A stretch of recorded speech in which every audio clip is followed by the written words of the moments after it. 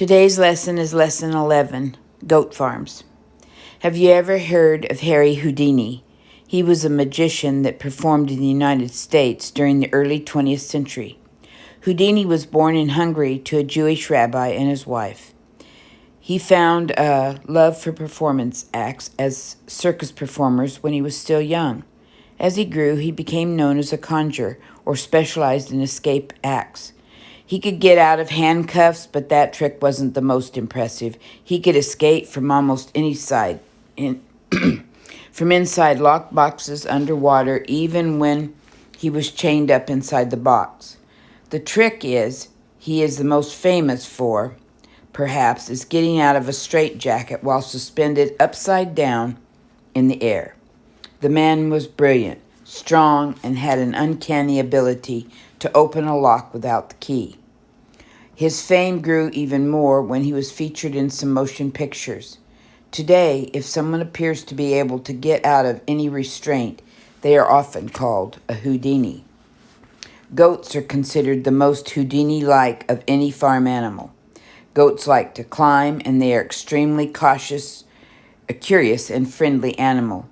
Most farm animals will stay inside a barbed wire fence or a fence with panels that are at least 4 feet high. These kind of fences are no match for the agility and tenacity of a goat. If a goat has a lot of room to roam, they are more likely to stay confined to their pasture, no matter what kind of fencing they are up against. However, if you really don't want goats to escape, they need fences that are at least 6 feet tall, made of strong wire fencing with squares no larger than 2 by 4 inches. If your goat fence has any defects, you can expect to herd goats in the near future. Another option for Houdini goats that some people use is electric fencing that shocks the goats as they try to escape. For many goats, this works well and is enough of a deterrent to stop them from trying to escape a second time, but for others, it appears to have little effect. Raising goats. There are hundreds of breeds of goats raised domestically around the world today. Goats are raised for milk, meat, or fiber. Various goats have unique benefits and things that set them apart from other breeds. But there's one thing they all have in common, and goats are full of personality. They are born with a playful demeanor that can last into adulthood. Their bright, keen eyes with rectangular pupils make you wonder what they are thinking. Regardless of the breed or the reason goats are raised on a farm, they all require adequate fencing and room to roam. Many goats that are raised on farms today are likely descendants of wild goats in Asia, although some trace their roots to other areas of the globe. Dairy goats are bred specifically for the milk production, much like dairy cows. Some breeds, like Sanina, Nubian, and Alpine goats, produce mild milk and large quantities of others. Others, like the Nigerian dwarfs, produce milk with higher butterfat and protein content. Some goats are raised for meat. They have larger muscle mass than other goats. Meat goats breeds originate from all over the world, from South African Bjorn goat to the New Zealand Kiko goat, to the Spanish goat, to the myotonic goats, also known as Tennessee fainting goats, that originated in the United States. Myotonic goats are fascinating creatures. When they are startled, they stiffen up and fall over. The contraction of muscles over and over increases muscle mass over time in these goats, which actually benefits meat production. Goats that are raised for fiber include Angora and Cashmere goats. These goats are grown for their luxurious coats. They are sheared once or twice a year to harvest the soft fabric that can be spun into the thread and yarn, much like sheep's wool. Sheep have a tendency to graze grass right down to the roots. Goats, on the other hand, like to browse, eat leaves, twigs, things that are above the grass. When goats are released into a field that has small shrubs like rose bushes in it, they will eat the trees until they die completely and don't grow back. They also love tall weeds that are a nuisance to landowners. For this reason, some people actually hire goat farmers to come and clear land that has brush because they are able to destroy the brush without wrecking the surrounding land. In fact, the manure from the goats wandering through the land actually fertilizes it for them.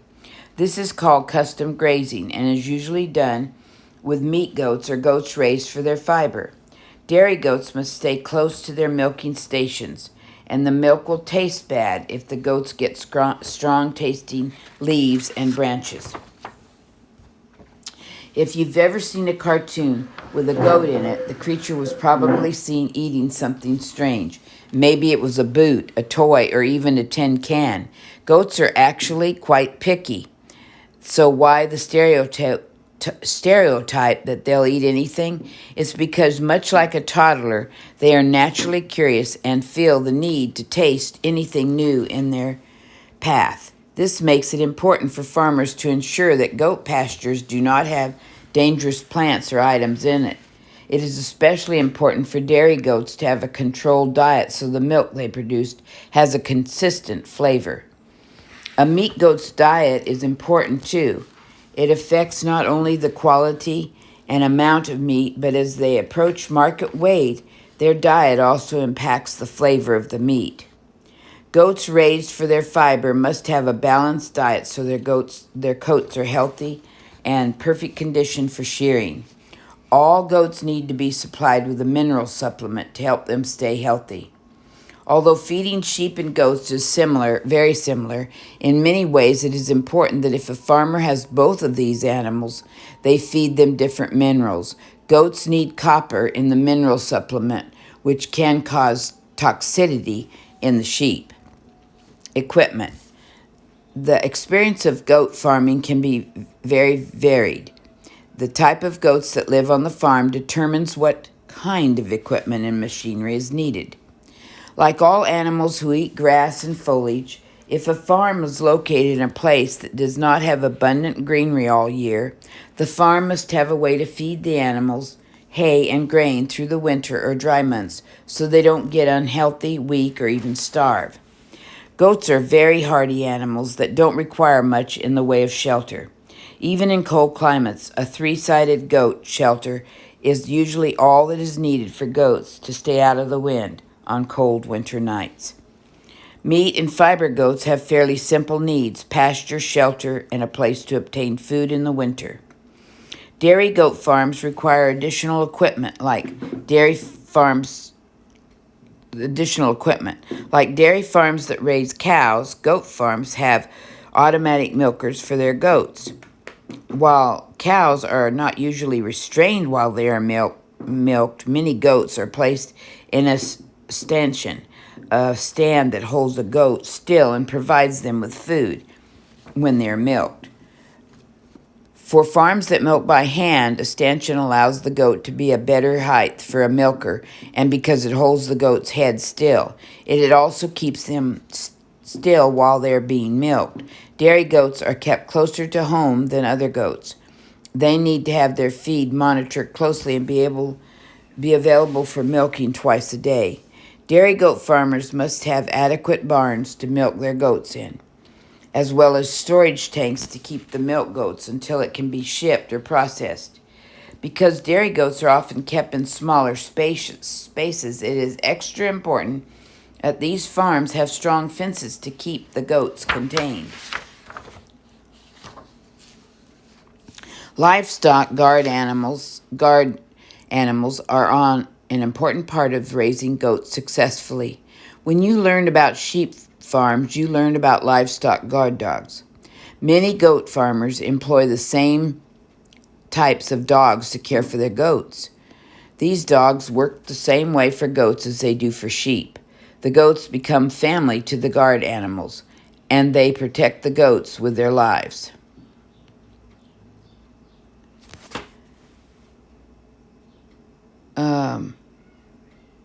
Let me see. That said the goats become family to the guard animals, and they protect the goats with their lives. However, if a farmer doesn't want to get an LGD, they there are other livestock guardian animals that are fantastic options.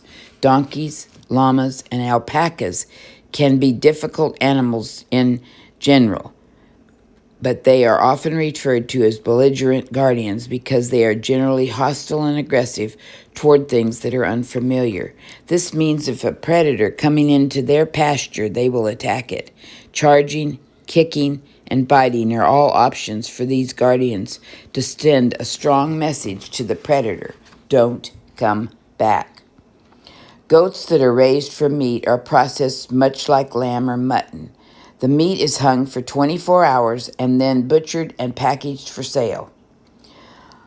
Leathers made from the processed hide of the various animals, including goats, cattle, deer, moose, and others.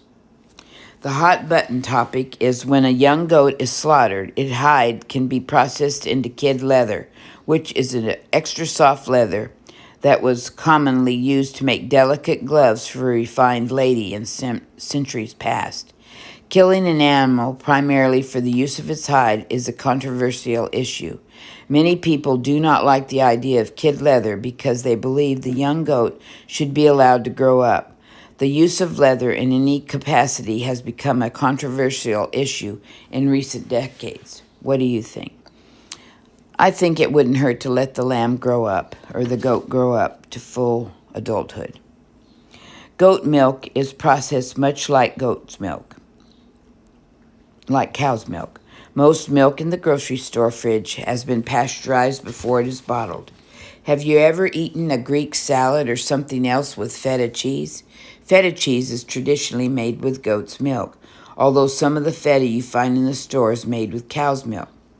Feta makes a deliciously salty addition to a variety of dishes. A common name for cheese made from goat's milk is Trevive. This term can refer to many types of cheese. Goat cheese can be soft, white cheese that is mild and uncured, or it can have bold flavors and daring textures. Goat's milk is often frequently used as an ingredient in cold processed soap.